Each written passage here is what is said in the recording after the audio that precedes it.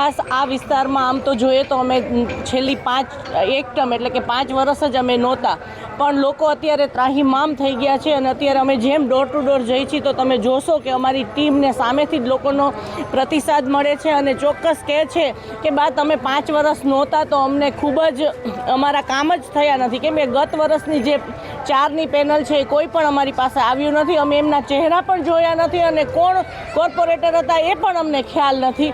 એટલે લોકો સામેથી જ અમને કહે છે કે આ વખતે તો અમે આપની ટીમને જ તે બહુમતીથી જીતાડશું.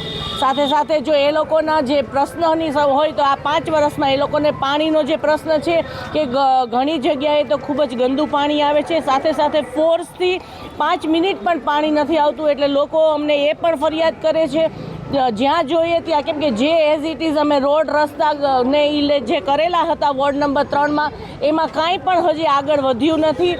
જે રીતે તમે જુઓ કે અને આ જે રેલનગરનો વિસ્તાર છે અત્યારે સાંજ પડે આખું મચ્છરથી ઉભરાઈ આવે છે. લોકો એમ કહે છે કે અમે મંદિરની અગરબત્તી નહીં પણ પહેલાં મચ્છર માટેની અગરબત્તી છે એ પહેલાં કરીએ છીએ, કેમ કે આ વોર્ડનો વર્ષો જૂનો જે પ્રશ્ન છે, આજી નદીમાં જે ગાંડીવેલનો પ્રશ્ન છે એ જ ઇટ ઇઝ 5 વર્ષમાં કાંઈ થયું જ નથી.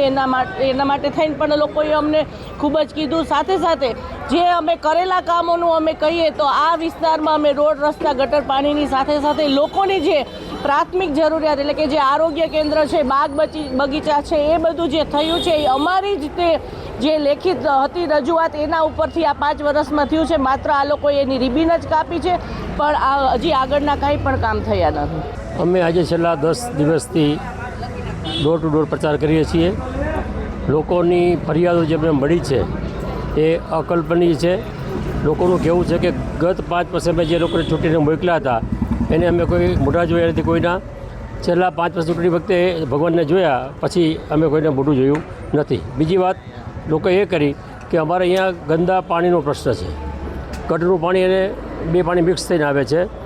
ત્રીજો ત્રાસ છે મચ્છરનો ત્રાસ છે બહુ, કે અમે ઘરે માતાજીને દીવાબત્તી કરીએ પહેલાં અમારે મચ્છરની દીવાબત્તી કરવી પડે છે, પછી જ અમે બધું કામ કરી શકીએ. એટલે અસંખ્ય પ્રશ્નોમાં લોકોનો ખૂબ પ્રત્યે સારો છે અમારી તરફી. અને આ વખતે અતુલભાઈ રાજાણીની જે પેનલ છે 4 ગાયત્રીબા સાથે એ અમે બધા જ ચૂંટાવાના છીએ, એમાં એવો અમને પૂરો વિશ્વાસ છે.